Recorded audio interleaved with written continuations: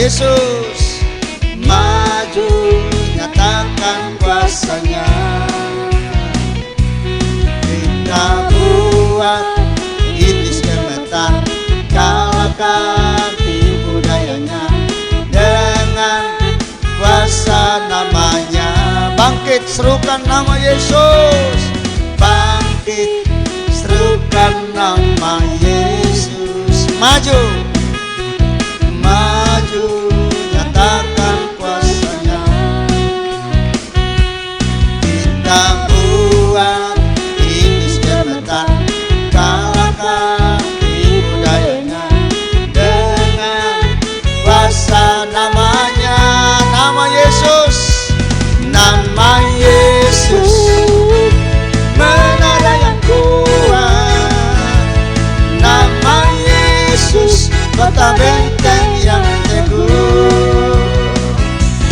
Nama Yesus, kalahkan semua musuh. Nama Yesus, di atas segalanya. Nama Yesus, nama Yesus, menara yang kuat. Nama Yesus, kota benteng yang teguh. Nama Yesus, kalahkan semua musuh. Nama Yesus, di atas. Lagi katakan nama Yesus. Nama Yesus, menara yang kuat. Nama Yesus, kota benteng yang teguh. Nama Yesus, kalahkan semua musuh. Nama Yesus, di atas segala. Nama Yesus di atas segalanya.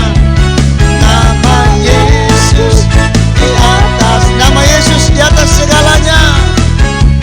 Nama Yesus di atas segalanya. Mari beri kemuliaan bagi Tuhan. Haleluya. Amin. Tanggal lagi pujian pada Tuhan. Lebih dari pemenang. Iya.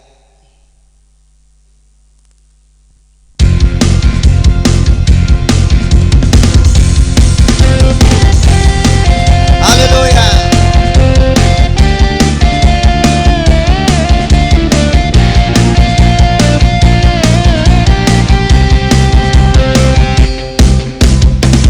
Lebih dari pemenang dalam segala perkara. Yesus tadi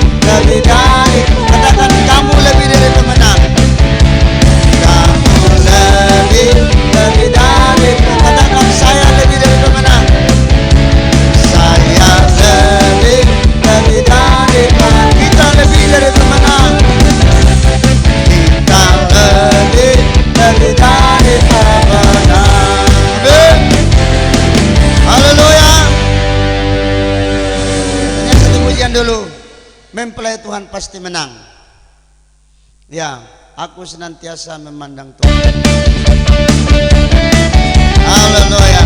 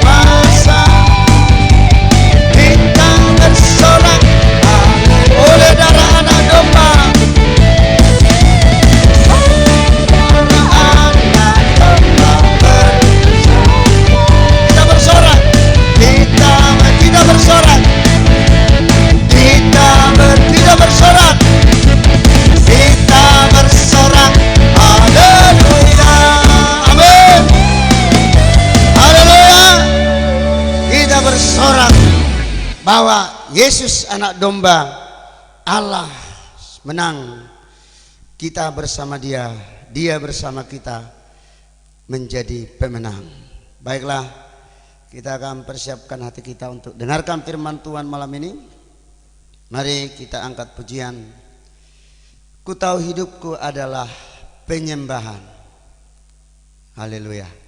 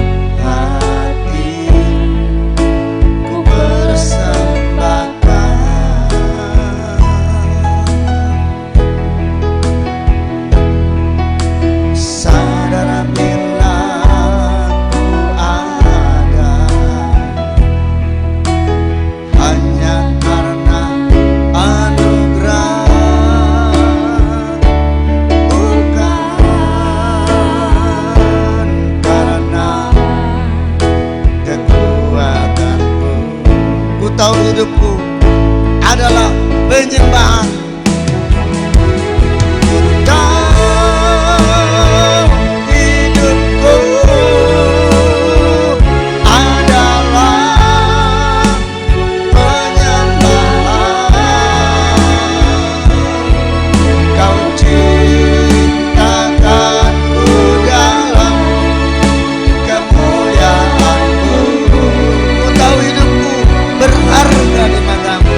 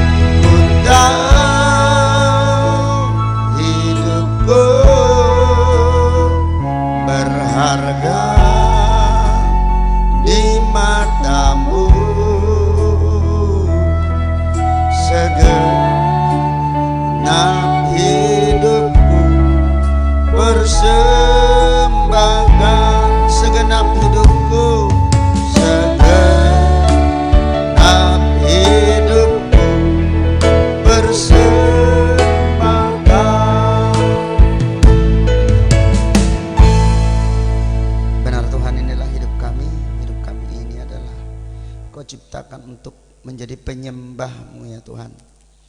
Itulah hidup kami ini Bapa. Namun sebelum kami menyembah Engkau Tuhan, kami mau mendengarkan firman Tuhan agar kami bisa mengerti bagaimana hidup ini dicipta oleh firman Tuhan.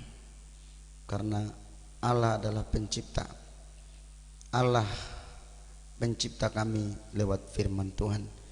Kami mau dengar firman ini Tuhan dari pelajaran kitab Kidung Agung.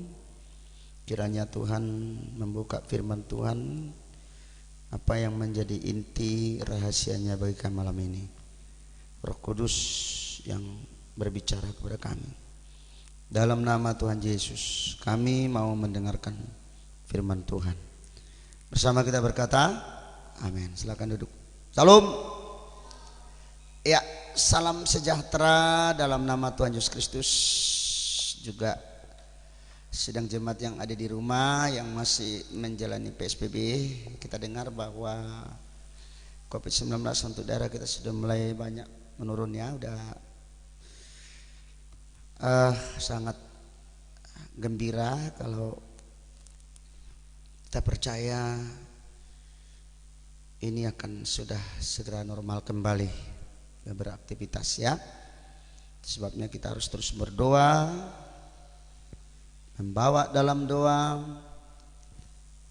agar semua sektor kehidupan ini berjalan sesuai dengan rencana Tuhan.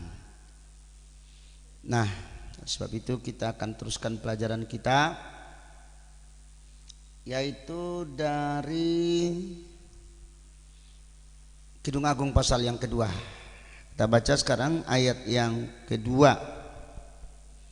Kidung 2 ayat 2 sampai dengan yang ketujuh. Ya, saudara lihat di sini bagaimana kitab Kidung Agung ini. Ya, dikatakan seperti bunga bakung di antara duri-duri, demikianlah manisku di antara gadis-gadis. Seperti pohon apel di antara pohon-pohon di hutan, demikianlah kekasihku di antara teruna-teruna. Di bawah naungannya aku ingin duduk, buahnya manis bagi langit-langitku. Telah dibawanya aku ke rumah pesta, dan panjinya di atasku adalah cinta. Kuatkanlah aku dengan pengenan kismis, segarkanlah aku dengan buah apel, sebab sakit asmara aku. Tangan kirinya ada di bawah kepalaku, tangan kanannya memeluk aku. Kusumpahi kamu putri-putri Yerusalem, demi kijang-kijang atau demi rusa-rusa betina di padang, jangan kamu membangkitkan dan menggerakkan cinta sebelum diingininya. Ya, ini firman Tuhan. Ya, kita percaya firman Tuhan itulah Dia sendiri. Ya, itu makanya saudara,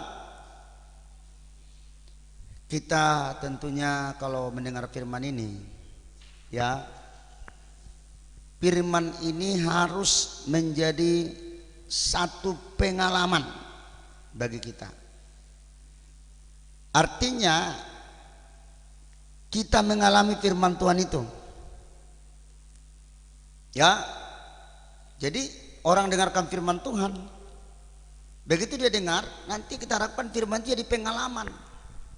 Mengalami firman itu sehingga kita sesuai dengan apa yang dikehendaki Tuhan.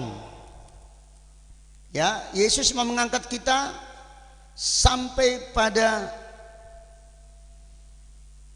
ukurannya. Ya, itu artinya mendengar firman ini. Ya, apa dan bagaimana keadaan kita. Karena Yesus dikatakan di sini menjadikan kita menjadi sekuntum bunga. Perhatikan ayat yang kedua tadi. Ayat yang kedua, seperti bunga bakung di antara duri-duri, demikianlah manisku di antara gadis-gadis. Ya, jadi duri-duri dikatakan di situ bunga bakung. Jadi kita, Tuhan menginginkan kita menjadi sekuntum bunga. Bunga bakung itu adalah gambaran daripada mempelai perempuan daripada Kristus itu sendiri.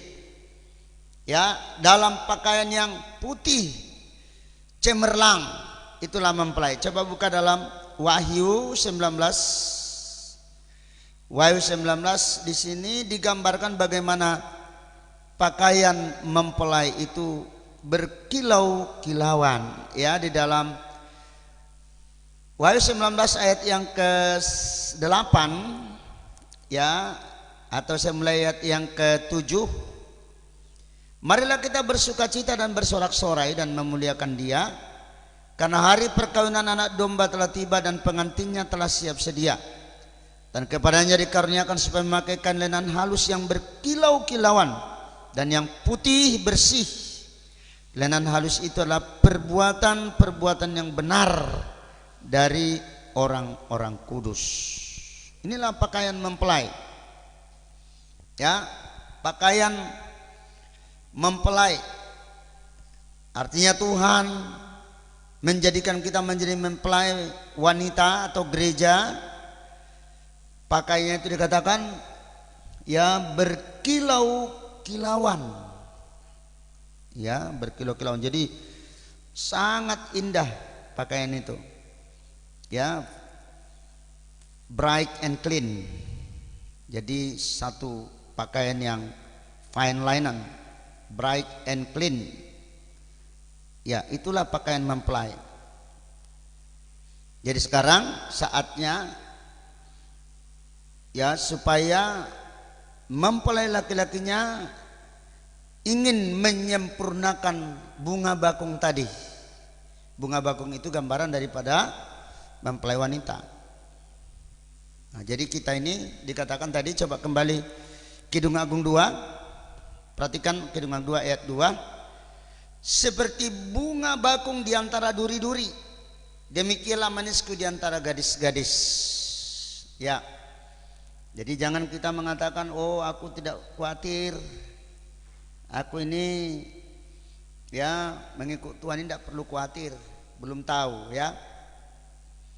Karena kita ini saatnya setiap manusia di dunia ini akan mengalami ujian hidup, proses hidup. Ketika dia mengikut Yesus juga ada satu proses yang diikutinya ketika dia mengikut Yesus. Ya, jadi kalau kita sudah datang batu ujian itu, wah, nggak bisa kita mengatakan, wah aku nggak khawatir. Setiap manusia itu ada ujiannya masing-masing. Itu makanya ya kita harus menyerahkan kehidupan kita kepada Tuhan, supaya hidup kita, kebutuhan kita sehari-hari, ya, makan dan minum umpamanya, bahwa kita menunjukkan kita ini orang yang menyerahkan diri kepada Tuhan. Ya, mereka yang hidup dalam dunia ini khawatir. Jadi kekhawatiran itu bagaikan duri-duri. Ya, Yesus sudah katakan kemarin itu. Kekhawatiran itu bagaikan duri. Ya, duri. Dikatakan bagaimana kekhawatiran yang demikian. Dikatakan itu sama dengan duri. Ya, karena kekhawatiranlah orang jadi lupa sama firman Tuhan. Kenapa? Karena dia hanya memikirkan hidup aja, mencari uang dari pagi sampai sore malam, dari Senin sampai Minggu, terus tidak ingat lagi sama Tuhan. Karena khawatir dalam dirinya. Dia tidak sadar bahwa kekhawatiran itu sudah menjadi duri. Ya, itu makanya Tuhan Yesus katakan dalam kitab Matius pasal yang ke-13 ayat yang ke-22. Firman Tuhan yang kita dengar itu bisa didesak oleh duri-duri tadi. Ya, coba buka dalam Matius pasal yang ke-13 ayat yang ke-22 dikatakan, ya, yang ditaburkan di tengah semak duri ialah orang yang mendengar firman itu, lalu kekhawatiran dunia ini dan tipu daya kekayaan menghimpit firman itu sehingga tidak berbuah. Ya, jadi kekhawatiran dunia ini, ya, kekhawatiran dunia ini tipu muslihat atau tipu daya kekayaan menghimpit firman itu sehingga tidak berbuah. Itu yang sekarang membuat manusia tidak sadar dia, ya, dari pagi sampai malam cari uang, dari Senin sampai Sabtu terus sibuk, lupa akhirnya dengan firman. Dia tidak tahu bahwa dia sedang ditusuk oleh duri kesibukan itu, sehingga firman yang didengar itu, benih firman itu didesak oleh duri-duri itu. Ya, bisa saja kita, bisa juga kelihatan seperti, ya, mungkin dia orang Kristen, kekristenannya itu bisa saja dia datang ke gereja, ya, tapi sebenarnya dia tidak dengan kerinduan ke gereja, hanya sekedar kebiasaan. Bukan karena rindu dia ke gereja itu, ya, bukan karena persekutuan dengan firman Tuhan. Itu juga sebenarnya dalam diri kita masih banyak duri. Ya, jadi makanya kita ini, saudara-saudara, kita harus melihat diri kita sekarang. Masih banyakkah duri-duri dalam diri kita yang kadang-kadang mendesak daripada benih firman itu? Ya, dalam hidup rumah tangga kita, dalam nikah, ya, namanya seorang istri bisa saja sibuk kesana kemari melayani anak, melayani suami, memasak, menyuci, setrika dan sebagainya. Tapi kalau nggak pernah dia bersama suami istri bersekutu dalam firman, ya, nggak pernah persekutuan yang manis, suami istri tidak bisa duduk di gereja bersama-sama mendengar firman, bahkan memikirkan firman Tuhan, ya, itu masih bisa dikatakan itu masih duri.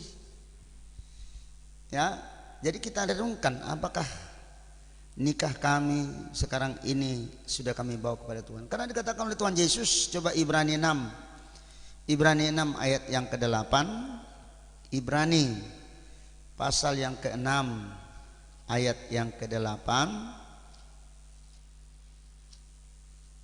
Ya, kita baca di sini. Tetapi jikalau tanah itu menghasilkan semak duri dan rumput duri, tidaklah ia berguna dan sudah dekat pada kutuk yang berakhir dengan pembakaran. Saudara-saudara, ini sangat keras ini firman ini, ya. Jadi tanah itu katanya menghasilkan apa, saudara?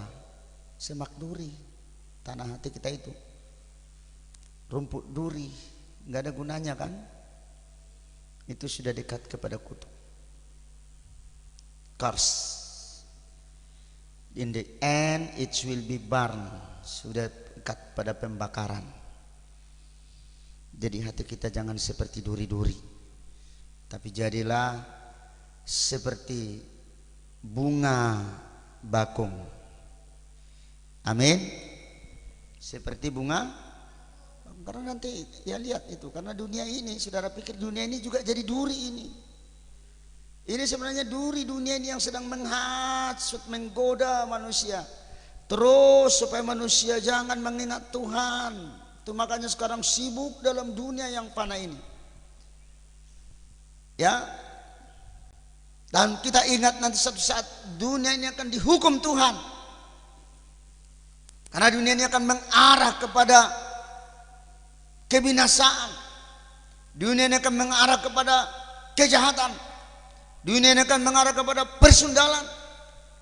Dikatakan dalam Wahyu pasal 18 ayat yang ke-8. Coba kita lihat Wahyu 18 ayat yang ke-8 dikatakan oleh firman Tuhan. Saudara-saudara di sini, sebab itu segala, ya, Wahyu 8 ayat yang ke-8, ya, Wahyu 18 di sini kita saudara, bahwa dalam 1 jam dikatakan, ya, bahwa dunia ini, Babel, akan dihancurkan. Iya. Jadi Babel, ya, dalam 1 jam akan dihancurkan. Dalam 1 jam saja penghakimanmu itu sudah dihancurkan. Nah, hati-hati saudara-saudara. Jadi dunia ini atau Babel, kota, ya, kota besar, kota-kota yang memperkaya dirinya dengan barang-barang yang mahal. Coba buka dalam ayat 19, masa 19, ya, ayat 19. Dan mereka mengamburkan debu ke atas kepala mereka dan berseru sambil menangis dan meratap, katanya, celaka, celaka kota besar, yang olehnya semua orang mempunyai kapal di laut telah menjadi kaya oleh barangnya yang mahal, sebab dalam 1 jam saja ia sudah binasa. In 1 hour she has been brought to ruin. Jadi sudah binasa 1 jam. Bayangkan nanti manusia, dunia yang sekaya ini saudara, dunia yang sehebat ini dikatakan 1 jam hancur. Ya, memperkaya diri, membangun bangunan setinggi-tinggi langit, ya, menimbun kekayaan. Tuhan katakan hanya 1 jam. Ya, celaka, celaka kota besar, yang olehnya semua orang yang mempunyai kapal di laut telah menjadi kaya oleh barang yang mahal, sebab dalam 1 jam saja Babel itu sudah binasa. Amin. 1 jam. Tidak lama Tuhan menghancurkan Babel. Tidak berhari-hari, tidak puluhan hari. Ya, cuma 1 jam. Saudara-saudara, ya, itu makanya kita jangan kagum kepada dunia ini, karena dia hanya 1 jam hancur semua dunia ini.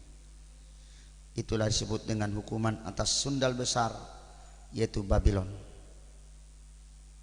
Saudara-saudara, semua perdagangan harta katanya dibakar. Saudagar-saudagar akan meratap. Ya, dunia ini hanyalah semak duri. Amin. Dunia ini hanya semak duri. Jadi jangan kagumi dunia. Jangan karena dunia ini kita nggak datang sama Tuhan. Ya, kita harus menjadi apa tadi? Menjadi bunga bakung. di antara duri-duri itu. Bunga bakung itu merupakan contoh yang sesuai dengan rencana Tuhan. Bunga bakung itu berasal dari umbi yang jelek. Tahu bunga bakung kan? Umbi jelek dia di bawah dia apa namanya itu di bawah air. Tapi bunga bakung ini ya dia berdiam diri terus dalam kerendahan hati. Ya, berdiam diri dalam kerendahan hati. Ya, sampai satu saat datang matahari membawanya ke pertengahan. Hingga menjadi sekuntum bunga, menjadi satu bunga, menjadi satu tajuk yang indah. Ya, dia menjadi bunga bakung. Jadi kalau kita lihat bagaimana Maria dengan Marta, siapa yang sekarang yang menjadi bunga bakung, Maria atau Marta? Maria kan? Maria. Sedangkan Marta itu dikatakan, Marta, Marta, engkau sibuk dengan berbagai perkara, tapi satu saja yang perlu. Maria telah mengambil bagian yang terbaik yang tidak akan diambil daripadanya. Ya, itulah namanya Maria dan Marta. Coba buka kitab Lukas, ya, Lukas, Maria dan Marta ya. Lukas 10 ayat yang ke 38. Kan baik kita ulang lagi saudara. Siapa sebenarnya yang bunga bakung di sini? Maria atau Marta? Siapa yang jadi duri? Yang dua orang ini. Perhatikan saudara ya. Ketika Yesus dan murid-muridnya dalam perjalanan, tibalah ia di sebuah kampung. Seorang perempuan yang bernama Marta menerima dia di rumahnya. Perempuan itu mempunyai seorang saudara yang bernama Maria. Maria ini duduk dekat kaki Tuhan dan terus mendengarkan perkataannya. Sedangkan Marta sibuk sekali melayani. Yang mendekati Yesus dan berkata, Tuhan, tidakkah engkau peduli bahwa saudaraku membiarkan aku melayani seorang diri? Suruhlah dia membantu aku. Tapi Tuhan menjawabnya, Marta, Marta, engkau khawatir dan menyusahkan diri dengan banyak perkara. Itu Marta. Marta itu bagaikan duri. Sedangkan Maria, tapi hanya satu saja yang perlu. Maria telah memilih bagian yang terbaik yang tidak akan diambil daripadanya. Jadi yang dua ini bisa kita umpamakan, satu bunga bakung, satu duri. Bagaikan bunga bakung itulah Maria yang duduk terus di kaki Tuhan mendengarkan firman Tuhan. Sedangkan Marta mengkritik. Ya. Sehingga Marta itu bilang, wah Maria ini hanya duduk-duduk aja ini. Bagi Marta, Maria bagaikan duri. Tapi bagi Yesus, Marta itu juga bagaikan duri. Karena apa? Dia hanya sibuk-sibuk nggak karu-karuan. Sedangkan firman Tuhan dia tidak perhatikan. Ya, nah seperti itulah sekarang kekristenan itu, saudara. Ya, dia banyak dengan kekhawatiran. Engkau khawatir, kata Tuhan Yesus, ya, menyusahkan diri. Engkau khawatir dan menyusahkan diri dengan banyak perkara. Ya ini saudara-saudara ya. Jadi katakan, you are worried and upset about many things. Jadi menyusahkan diri dengan berbagai perkara. Jadi kita harus bisa bilang, ya, Marta itu kita tukar dengan diri kita. Coba baca lu, baca, ayo. Baca Lukas 10 yang Marta-Marta tadi. Marta, Marta. Coba, kita baca dulu. Coba kita baca, ayat berapa yang bilang Marta-Marta itu? Ayat 41, baca. 1, 2, ya. Marta, Marta, engkau khawatir dan menyusahkan diri dengan banyak perkara. Coba sekarang bilang nama kita. Coba pegang dada, mana dada? Pegang dada. Coba bilang, sebut namamu ya. Marta itu tukar dengan namamu. Ya. Coba bilang namamu sekarang. Tadi Marta, saya sekarang nama saya Sejustan. Saya bilang nama saya. 1, 2, sebutkan nama. Pegang dari yang tetap, pegang nama ya. Pegang nama, bilang namamu ya. Bilang. 1, 2, 3 ya. Justan, Justan. Engkau khawatir dan menyusahkan diri dengan banyak perkara. Itulah hidupmu sekarang ini. Betul nggak? Jujur deh. Jujur. Betul nggak? Iya. Kita seperti Marta ini, kita ini. Jujur kita mengatakan. Kita seperti siapa? Marta. Kita ini khawatir saja. Ya. Itulah pekerjaan kehidupan kita ini, saudara-saudara. Ya. Jadi di tengah-tengah kekhawatiran, ya, keberatan hidup, ya, disinilah suara Tuhan memanggil supaya kita ini sama bagaikan bunga bakung, ya, supaya kita tidak menjadi onak duri, ya, tapi kasih Allah itu menarik kita untuk menjadi bunga bakung. Itu kita menjadi mempelai perempuan. Coba bilang mempelai perempuan. 1, 2 ya. Mempelai perempuan. Itulah gereja. Dipersiapkan menjadi mempelai. Kristus itu akan segera datang untuk mencari dan mengumpulkan bunga bakung, bukan duri yang dikumpulkan, bukan duri yang dicari, tapi bunga bakung yang dicari Tuhan. Ya, bunga bakung yang indah.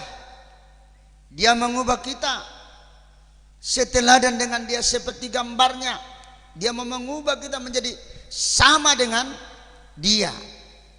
Itulah bunga bakung, menjadi sepeta, peta teladan sama dengan Tuhan. Ya. Kita teruskan dulu dalam Kidung Agung pasal 2. Kidung 2 ayat yang ketiga. 3 ya. Mari kita baca Kidung 2 ayat 3, ayat 3. Kita baca sama-sama. 1 ya. Seperti pohon apel di antara pohon-pohon di hutan, demikianlah kekasihku di antara teruna-teruna, di bawah naungannya aku ingin duduk, buahnya manis bagi langit-langitku.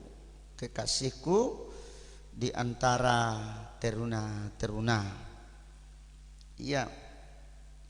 Jadi ini kita lihat saudara-saudara bagaimana dia mempelai ini bicara seperti pohon apel di hutan. Ya, di bawah naungannya aku ingin duduk. Dikatakan buahnya manis. Pohon apel itu bunganya saja sudah harum, buahnya pun lezat. Itulah pohon apel. Pohon apel. Pohon apel itu enak. Enak nggak pohon apel?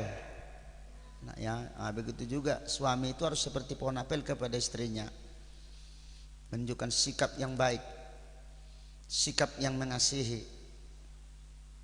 Seorang suami harus seperti apa? Pohon apel bagi istri. Ya, itu dikatakan seperti pohon apel di antara pohon-pohon di hutan. Demikianlah kekasihku di antara teruna-teruna. Harus seperti itulah. Karena pohon apel itu bunganya berbau harum, sedap. Buahnya pun sangat enak. Ya. Itu adalah sikap seorang suami terhadap istrinya.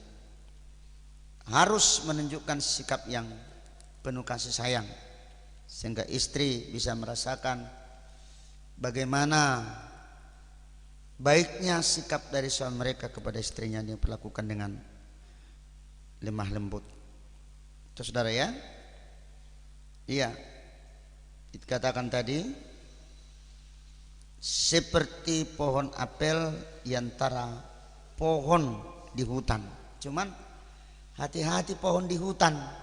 Dikatakan apa? Pohon-pohon di hutan. Bagaimana pohon-pohon di hutan ini, saudara? Trees on the forest. Ada pohon di hutan. Tentu pohon-pohon ini adalah menggambarkan kedagingan, hawa nafsu. Ya, itulah pohon-pohon. Ya, di hutan harus hati-hati. Bisa saja di hutan itu kadang-kadang ada seekor ular berbisa. Ya, kalau tidak hati-hati bisa kita digigit sama ular berbisa. Nah, demikianlah saudara-saudara. Kalau kita menuruti hawa nafsu aja, baik istri maupun suami, sehingga mengabaikan, umpamanya istri hanya terus ya menuruti hawa nafsunya, mengabaikan rumah tangganya, yaitu dikatakan itu lama-lama nanti akan tertipu dengan si ular. Si ular itu di mana dia? Di pohon. Ya, itulah dikatakan seperti pohon apel di antara pohon-pohon di hutan. Terus ayat yang berikutnya, demikianlah kekasihku di antara teruna-teruna. Terus di bawah naungannya aku ingin duduk, buahnya manis bagi langit-langitku. Coba kita baca di bawah naungannya, di bawah naungannya, di bawah naungannya. Ada? Coba kita baca. Di bawah naungannya. Kita baca sama-sama ya. Di bawah naungannya aku ingin duduk, buahnya manis bagi langit-langitku. Iya. Di sini katakan naungan Tuhan. Kita kalau duduk di bawah naungan Tuhan, kita akan mendapatkan apa? Mendapatkan damai. Ya, hanya di bawah naungan Tuhan kita damai. Saya katakan tadi ada seorang bapak-bapak datang ke sini. Nikahnya sudah mulai hancur berantakan. Ya, saya katakan tidak akan ada bisa membuat rumah tangga kalian kalau kalian tidak datang sama Tuhan. Kalau kalian sama-sama keras, istri nggak mau datang sama Tuhan, suami nggak mau datang sama Tuhan, maka itulah nikah yang hancur. Ya, karena hanya di bawah naungannya lah kita mendapatkan damai. Damai yang sebenarnya itu kalau kita duduk di kaki Tuhan. Seperti ini dengar firman Tuhan, mendengarkan firman Tuhan, beribadah kepada Tuhan. Bahkan kalau kita nanti duduk secara pribadi, disitulah kita mendapatkan apa? Damai. Jangan harapkan saudara, oh gak usah datang ibadah, lihat takkan ada damai. Damai yang semu. Makanya nanti kalau kalian ya seperti saudara ini yang mau nikah ini, jangan kalian kalau mau nikah aja baru datang ke gereja. Perhatikan ini, kalian hanya bisa mendapatkan damai kalau kalian datang sama Tuhan. Nanti setelah habis nikah nggak datang-datang lagi. Hati-hati loh. Nikah ini tidak bisa kita pertahankan dengan kekuatan kita. Amin. Tidak bisa. Orang kaya, orang miskin, semua akan kena hancur kalau dia tidak datang sama Tuhan. Ya, anak-anak pun kalau tidak dapat damai, itu akan cari damai gitu, banyak main game kayak gitu, game aja kerjanya terus, karena nggak dapat damai. Hanya itu aja dimainkannya terus. Coba lihat tuh, sekarang anak sudah kena rasuk dengan game. Itu aja kerjanya siang malam. Tidak tahu dia, tidak sadar itu game itu sudah berbahaya bagi jiwanya. Ya, kalau terus menerus. Memang sayang anak, ini kasih HP. Ya, main game. Tahu-tahu di game itu sudah banyak setan di situ. Mempengaruhi. Kalau anak tidak dibawa sama Tuhan. Ya, hati-hati nih. Ini zaman yang sangat berbahaya. Ya, kalau kita salah didik, maka akan sangat berbahaya. Hanya satu yang menjadi membuatkan damai kita damai. Kita duduk di bawah kaki salib Kristus itu, disitulah kita damai. Ya, mendapatkan damai yang kuat hanyalah dalam Tuhan. Coba kita buka Rut pasal 3 ayat 7. Rut pasal 3 ayat 7. Rut 3 ayat 7. Setelah Boas habis makan dan minum dan hatinya gembira, datanglah ia untuk membaringkan diri tidur pada ujung timbunan jelai. Kemudianlah perempuan itu dekat dengan diam-diam, disingkapkannya lah selimut dari kaki Boas dan berbaringlah dia di situ. Timbunan jelai, itulah gambaran dari firman Tuhan. Ruth ini adalah perempuan dari Moab. Dia ingin mendapat naungan kepada Boas yang menggambarkan Kristus. Ya. Dan kita lihat, saudara-saudara, di bawah selimut timbunan gandum. Gandum itu adalah menggambarkan firman Tuhan. Timbunan gandum. Jadi timbunan gandum. Jadi firman ini, ya, ini yang bisa kita kenyang, bikin kita senang, bikin kita bahagia. Firman yang harus menjadi kesenangan kita, kebahagiaan kita. Firman ini yang menjadi kesukaan kita. Kalau dunia tidak akan bisa membuat kita suka. Ya, hanyalah firman. Ruth, seperti perempuan Moab itu, dia datang kepada Boas itu. Di bawah selimut daripada Boas, di bawah timbunan gandum. Ya, gandum itulah firman Roh Kudus yang indah itu. Kita teruskan Kidung pasal yang ke-2 ayat 4. Kidung 2 ayat 4. Telah dibawanya aku ke rumah pesta dan panjinya di atasku adalah cinta. Apa panjinya? Coba kita baca sama-sama ayat 4. Kita baca ya. Telah dibawanya aku ke rumah pesta dan panjinya di atasku adalah cinta. He has taken me to banquet hall and his banner over me is love. Banner, love, cinta. Ya, panjinya apa? Cinta. Ya, dalam ejaan yang lama dikatakan kebilik anggur. Anggur itu menggambarkan apa? Anggur itu menggambarkan kesukaan. Ya, harus ada kesukaan. Nikah itu adalah kesukaan, sukacita. Tapi coba kalau nikah tidak ada lagi kesukaan, bagaimana nikah yang seperti itu? Jadi dia datang ke sini, istrinya udah pergi ke tempat lain, dia di rumahnya sendiri.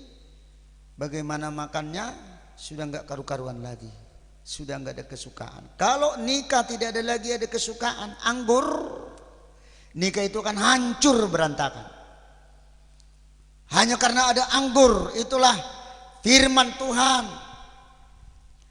Ya, maka nikah itu bisa berpesta, bisa bersuka cita, karena ada kepenuhan Roh Kudus. Ya, dikatakan di situ, telah dibawanya aku ke rumah pesta. Coba kita buka Yohanes pasal 2. Yohanes pasal 2 dikatakan ada rumah sedang berpesta mereka ini, saudara. Tiba-tiba dikatakan bahwa mereka kehabisan anggur, tapi di sini kita lihat Yesus merubah air menjadi anggur. Dalam Yohanes pasal 2, ya, kita lihat di sini pada hari ketiga ada perkawinan di Kana yang di Galilea, ibu Yesus ada di situ. Yesus dan murid-muridnya diundang juga ke perkawinan itu. Ketika mereka kekurangan anggur, ibu Yesus berkata kepadanya, mereka kehabisan anggur. Apa yang habis? Anggur. Ya, kehabisan anggur. Nah, kalau sampai nikah kehabisan anggur, ini yang berbahaya. Tidak ada lagi kesukaan. Nikah itu menjadi nikah yang kebiasaan yang mati.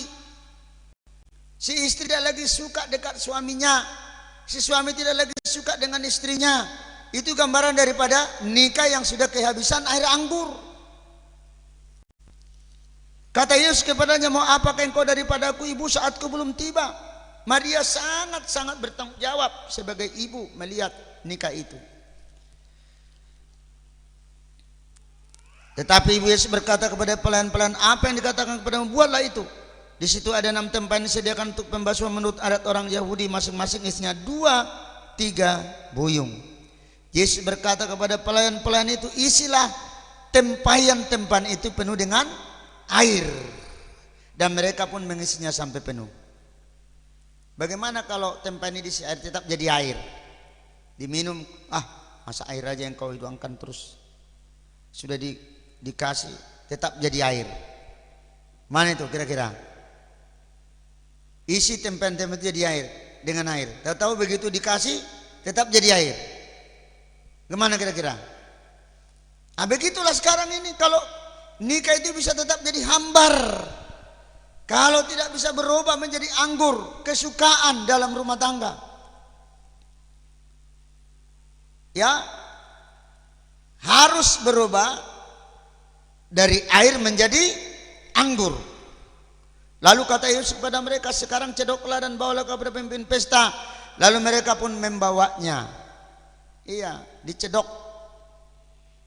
Mencedok berarti itu gambaran pada menyembah kepada Tuhan, ya, supaya ada kesukaan. Yang paling indah kalau dalam rumah tangga senantiasa apa? Ada kesukaan, ya, suasana pesta dalam rumah tangga itu bukan karena makan minum, bukan karena harta, tapi dalam rumah tangga itu ada kesukaan. Ya, Tuhan mau memberikan anggur kesukaan itu kepada kita semuanya, supaya dalam rumah tangga kita, nikah kita, suami istri, anak-anak, ada apa? Kesukaan. Coba semua bilang kesukaan, sama ya? Kesukaan. Iya, harus ada kesukaan. Tujuan menikah apa? Supaya ada kesukaan. Coba nggak ada kesukaan, itu apa menikah kok nggak ada kesukaan? Sasarannya adalah supaya ada kesukaan. Makanya Tuhan menciptakan apa? Air menjadi anggur. Telah dibawanya aku ke rumah pesta, ya, artinya supaya baru. Dalam Wahyu pasal 21 dikatakan, aku menjadikan segala sesuatu menjadi baru. Dalam Wahyu 21 kita lihat di sini Tuhan mengatakan, lihatlah aku menjadikan segala sesuatu menjadi baru. Iya, jadi baru. Semuanya baru. Perkara-perkara yang lama sudah disingkirkan dan Tuhan membuat segala sesuatu menjadi baru. Amin. Menjadi apa? Baru. Ya. Manusia baru. Aku menjadikan segala sesuatu menjadi baru. Iya. Kembali dalam Kidung Agung pasal yang atau kita baca, mari baca Wahyu 21 ayat 5, baca sama-sama ya.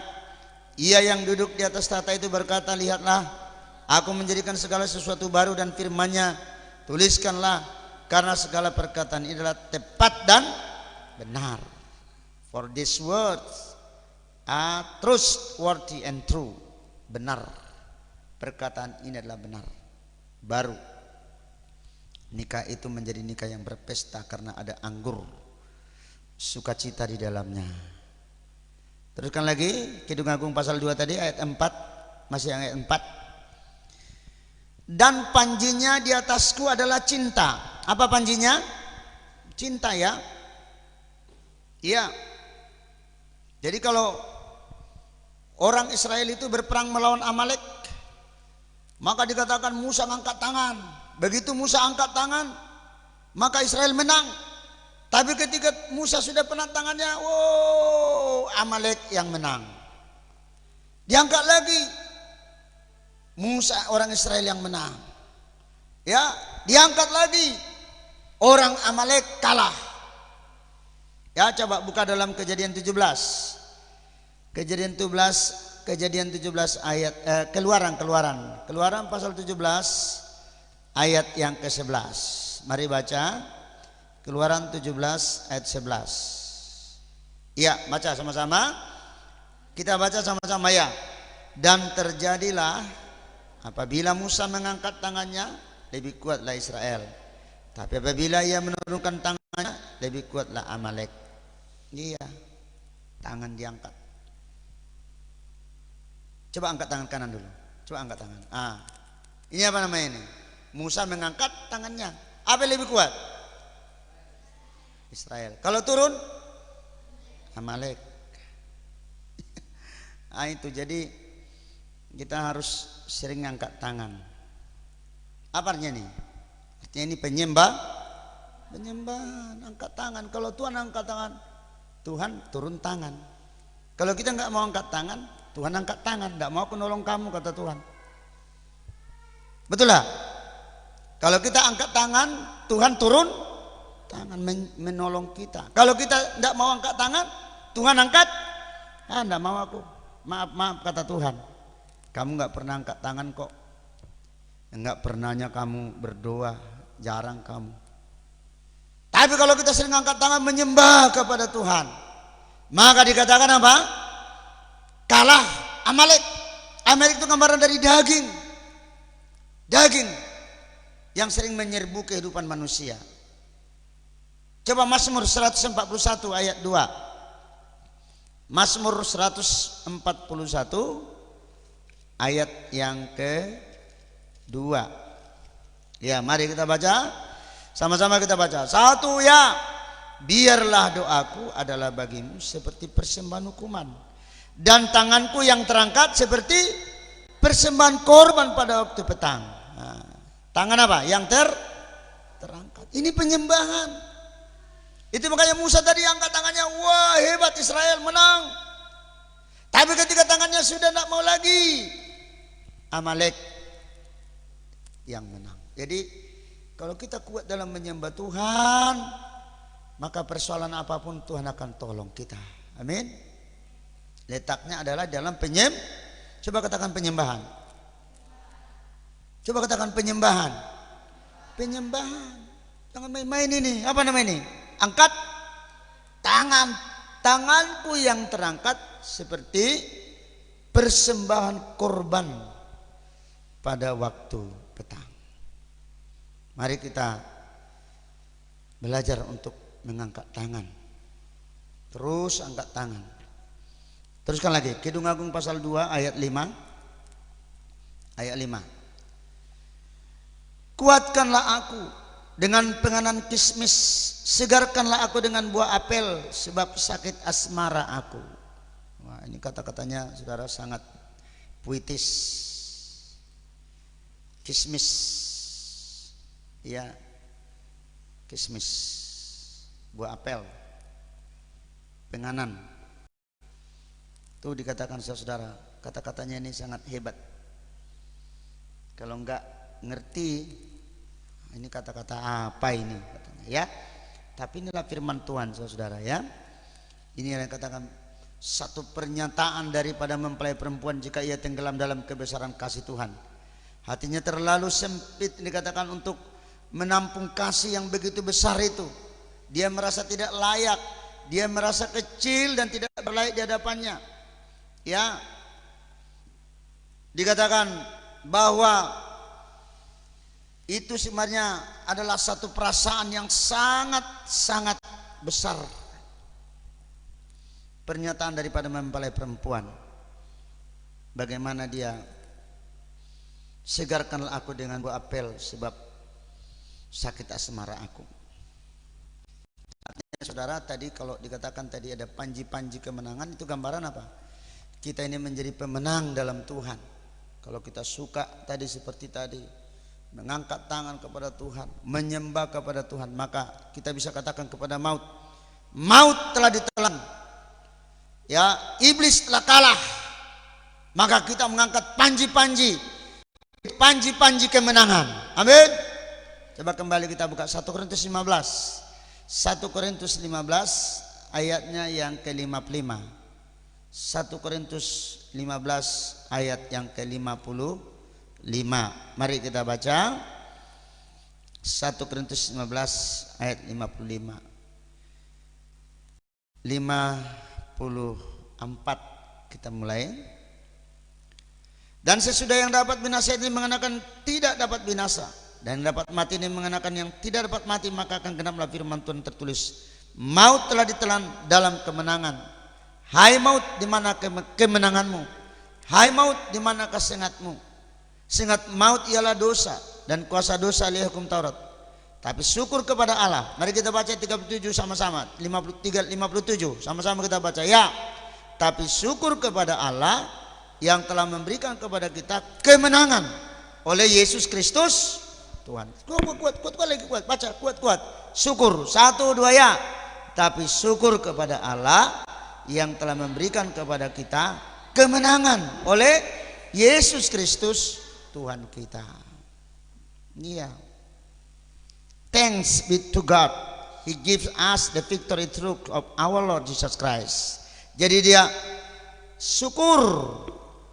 He give us the victory. Memberikan kita kemenangan. Amin. Kita diberikan kemenangan. Berikan kuasa kebangkitannya. Ya. Untuk menang atas segala persoalan. Coba bilang menang atas segala persoalan. Kuat, katakan menang atas segala persoalan. Iya, manusia kan banyak dikalahkan persoalan. Tapi kalau kita baca di sini, kita bisa menang atas segala persoalan itu. Kembali dalam Kidung Agung pasal 2 tadi, ayat yang ke-6. Kita baca 6. Ya, baca 6. Kita baca sama-sama ya. Tangan kirinya ada di bawah kepalaku, tangan kanannya memeluk aku. Nah, tangan kiri, tangan kanan memeluk. Ini merupakan sikap di mana namanya ini menyerah atau penyerah daripada mempelai. Ya. Dalam pasal ini sangat ditengahkan apa? Penyerahan. Ya. Tanpa penyerahan tidak mungkin kita sampai puncak daripada kesucian, dengar-dengaran pada firman Tuhan. Ya, merupakan penyerahan sepenuh dengan tindakan iman kita. Jadi penyerahan yang dimaksud di sini bukanlah penyerahan biasa, tapi sebut penyerahan mempelai. Coba katakan penyerahan mempelai. Coba katakan. Suatu penyerahan yang begitu manis. Ya, katanya tangan kepala. Mana kepala? Coba mana kepala? Nah, di sini apa ini? Di sini harus ada pikiran Kristus. Kepala sekarang ini kepala kita sekarang dalam pikiran kita. Coba dulu.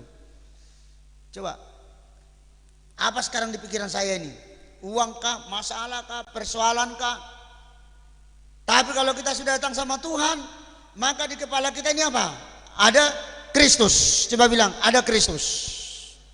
Di kepala kita ada Kristus. Ada Yesus di kepala kita. Tidak masalah aja di kepala kita ini, tidak persoalan, tidak kebencian. Tapi Kristus itu di kepala kita ini. Itu makanya dikatakan, tangan kirinya di bawah kepala aku, tangan kanannya memeluk aku. Sehingga kita ini menyerah kepada Tuhan. Kepala kita ini semuanya sekarang ya menjadi kepala yang penuh dengan Kristus. Amin. Itu namanya apa? Penyerahan. Tangan kirinya ada di bawah kepalaku, tangan kanannya memeluk aku. 7. Ayat 7. Mari baca ini. Kuat-kuat baca. Kusumpahi. 1, 2 ya. Kusumpahi kamu putri-putri Yerusalem, demi kijang-kijang atau demi rusa-rusa betina di padang, jangan kamu membangkitkan dan menggerakkan cinta sebelum diingininya. Do not arouse or walk in love until it so desires. Sebelum diingini. Jadi ini gambaran apa? Inilah gambaran daripada firman ini sensitif. Mana ya? Kayak seperti rusa ini. Kijang-kijang ini sensitif, dia cepat dia. Ada satu dikatakan bahwa jangan membangkitkan dan menggerakkan cinta sebelum diinginnya. Artinya di sini tidak ada satu kekhawatiran apapun. Ya, kita harus selalu menyerah kepada Tuhan. Dalam kitab Zakaria 4 dikatakan bukan karena kekuatan kita, bukan karena, tapi karena roh. Coba kita bukan Zakaria 4 ayat terakhir. Dalam Zakaria pasal yang keempat. Zakaria. Ya, kita baca. Baca ayat 4. Lalu berbicaralah aku kepada malaikat yang berbicara dengan aku itu, apakah arti semuanya ini Tuanku? Maka berbicara malaikat yang berbicara dengan aku, katanya kepadaku, tidak engkau tahu apa arti semuanya ini? Jawabku, tidak Tuanku. Mari kita baca ayat yang ke-6. Sama-sama kita baca 6 ya. Maka berbicaralah ia, katanya, inilah firman Tuhan kepada Zerubabel bunyinya, bukan dengan keperkasaan dan bukan dengan kekuatan, melainkan dengan rohku, firman Tuhan semesta alam. Jadi bukan dengan apa? Keperkasaan dan bukan dengan kekuatan. Ya, not by might nor by power, but by my spirit, say the Lord Almighty. Ya, bukan dengan keperkasaan, bukan dengan kekuatan, melainkan dengan apa? Roh Kudus. Dengan roh. Tidak bisa kita dengan kekuatan kita, tapi dengan roh. Makanya kita harus berjalan dalam roh, dipimpin oleh roh, hidup oleh roh, sehingga kita mengalami kemenangan demi kemenangan. Inilah pada malam ini yang kita sudah dengarkan. Silakan pemain musik.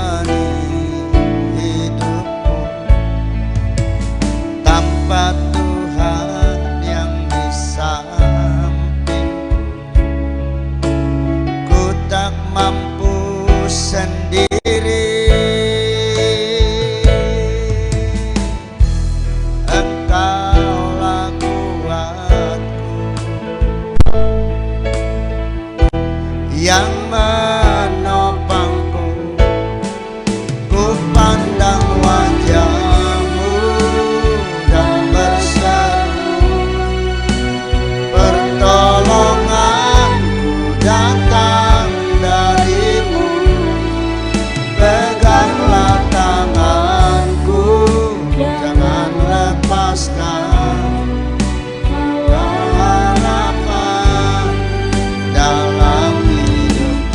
Janganlah aku bohong.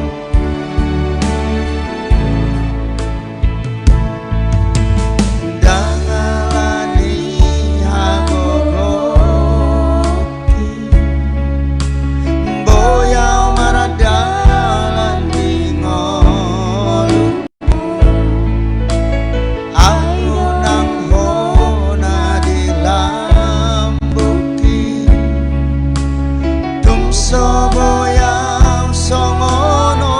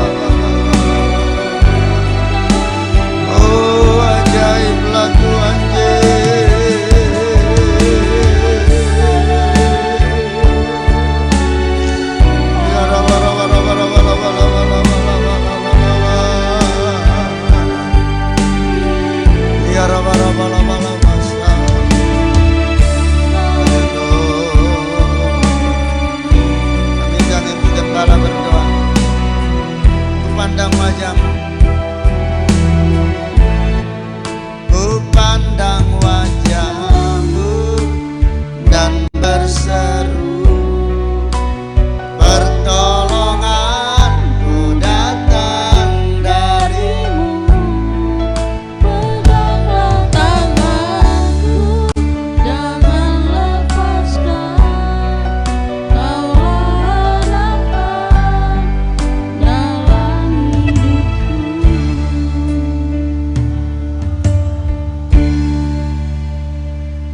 Terima kasih Tuhan Yesus, pada saat malam hari ini kami bersyukur atas segala kebaikan-Mu Tuhan yang telah menyertai dan melindungi kami Tuhan. Bahkan kami sudah memuji menyembah-Mu dan mendengarkan firman Allah. Mari Tuhan Yesus, Engkau semakin nyatakan rencana-Mu, apa yang harus kami lakukan agar kami benar-benar seturut dengan kehendak-Mu. Bahkan lebih urapi lagi hamba-Mu agar kami memahami daripada isi hati Tuhan, sehingga hari lepas hari iman kami semakin bertumbuh dan kami Tuhan layak menjadi mempelai Tuhan. Bahkan juga Tuhan, tolong sidang jemaat yang ada di rumah juga berikan mereka yaitu sukacita untuk bersama-sama kami beribadah, memuji Tuhan, bahkan mendengarkan firman Allah, supaya iman mereka juga Tuhan bertumbuh dan berbuah. Terima kasih Bapa, terpujilah nama-Mu. Dalam nama Tuhan Yesus kami berdoa syukur, haleluya, amin. Kita tetap berdiri, kita akan akhiri ibadah ini dengan catatan hari Jumat kita adakan penyembahan sebagaimana setiap Jumat ya. Kemudian hari Minggu ibadah seperti biasa. Nyanyikan pujian haleluya. Tiada kata-kata, tiada kata-kata yang dapat ucapkan pernyataan rasa terima kasihku.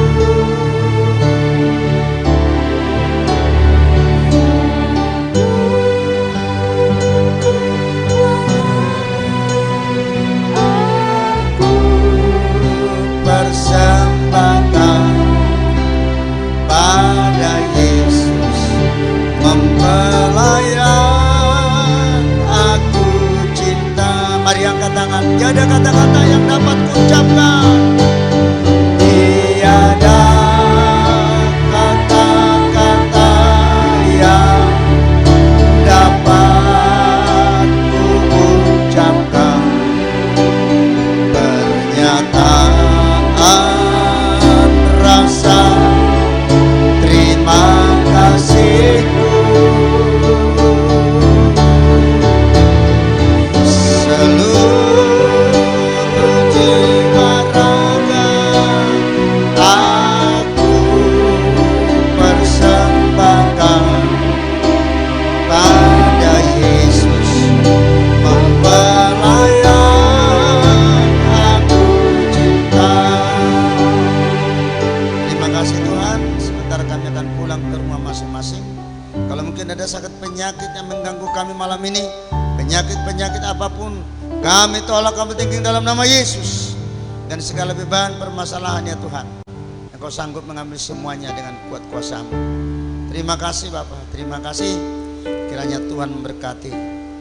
Kekasih-kekasih Tuhan, terimalah berkat anugerah cinta kasih dari Allah Bapa, Sang Putra dan Roh Kudus, dalam nama Tuhan Yesus Kristus.